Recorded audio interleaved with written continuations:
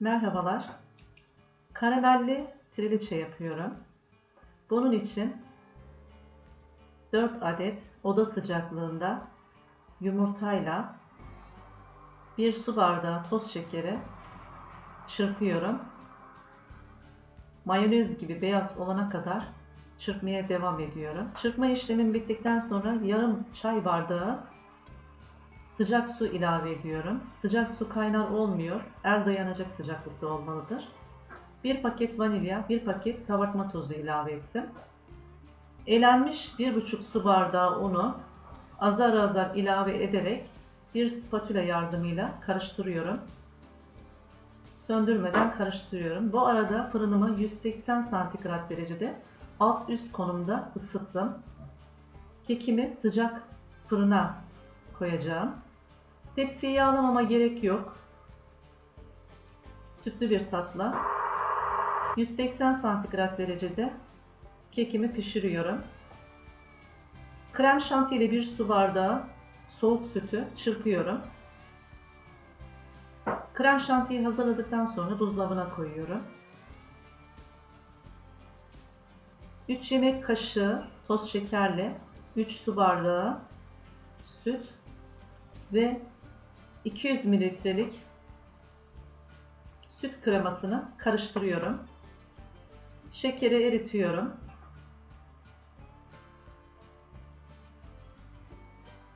Şeker eridikten sonra buzdolabında dinlendiriyorum. Karamelimi hazırlıyorum. 1 su bardağı şekeri koydum ve kısık ateşte en küçük ocakta erittim. Kesinlikle karıştırmıyoruz kaşıkla. Topaklanma olur. Bu şekilde tencereyi sağa sola eğerek şeker erittikten sonra 1 tatlı kaşığı da tereyağı ilave ettim. Tereyağım da eridikten sonra 200 mililitre süt kreması ilave ettim. Bu aşamadan sonra karıştırabilirim. Erimiş şekerim tamamen sütün içinde, kremanın içinde karışana kadar kaşıkla karıştırıyorum. Bu tencerenin de sapı olmadığı için biraz böyle sağa sola kaldırmak zor oldu. Bu tencereyle yaptığıma pişman oldum.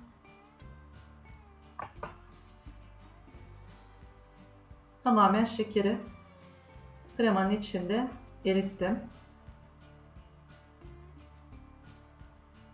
Acı olmaması için şekerin ısısını kontrollü açmanız gerekiyor. Hatta en son kekin üzerine dökmeden önce de tadına bakın. Acılaşmamış olduğundan emin olun. Bu şekilde hazırladıktan sonra oda sıcaklığında soğutuyorum. Tamamen soğuduğundan emin oluyorum. Kekim de bu arada pişti. Pişen kekimi soğuttum ve soğuk sütü azar azar üstüne dökerek kekin çekmesini sağlıyorum. Birden dökmüyorum. Çektikçe döküyorum. Bu şekilde süt çekmiş olan kekimi yarım saat buzdolabında dinlendiriyorum. Buzdolabında dinlendikten sonra üstüne krem şantisini döküyorum. Böyle çok dikkatli sürmek gerekiyor. Çünkü süt çekmiş sünger gibi bir kekimiz var. Üstünü bozmadan sürmemiz gerekiyor. Krem şantim buzdolabında biraz tabi donmuş. Üstüne koyduktan sonra bir süre beklettim. 10 dakika. Krem şantinin yumuşamasını sağladım. Çok dikkatli bir şekilde krem şantiyi üstüne gördüğünüz gibi yaydım. Yarım saat buzdolabında bu şekilde de bekletiyorum. Krem şantinin yeniden donması gerekiyor. Yoksa karamelle krem şanti birbirine karışır. Onun için her aşamasında buzdolabına koymak gerekiyor. Evet, buzdolabından çıkarttım. Karamelim soğudu. Tatlım da iyice soğudu. Eşit bir şekilde üstüne karamelimi döküyorum. Ve Yine çok dikkatli bir şekilde krem şantiyi karıştırmadan üstüne karamelimi yayıyorum. Yaydıktan sonra bir yarım saat yine buzdolabında bekletiyorum. Bu arada söylemeyi unuttum. Krem şantiyi sürerken 2 kaşık üstünü süslemek için ayırdım.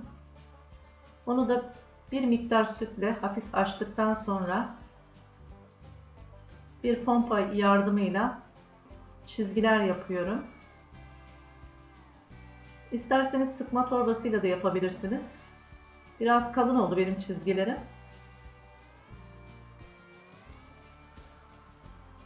Daha ince olmasını istiyorsanız sıkma torbasıyla yapıp çok küçük ucunu keserseniz daha ince de olabilir.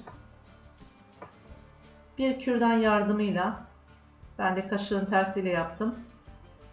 Bu şekilde bir düz bir ters çizgileri bozuyorum. Buzdolabında en az 3 saat, en ideal 8 saat beklettikten sonra trilçemiz servise hazır.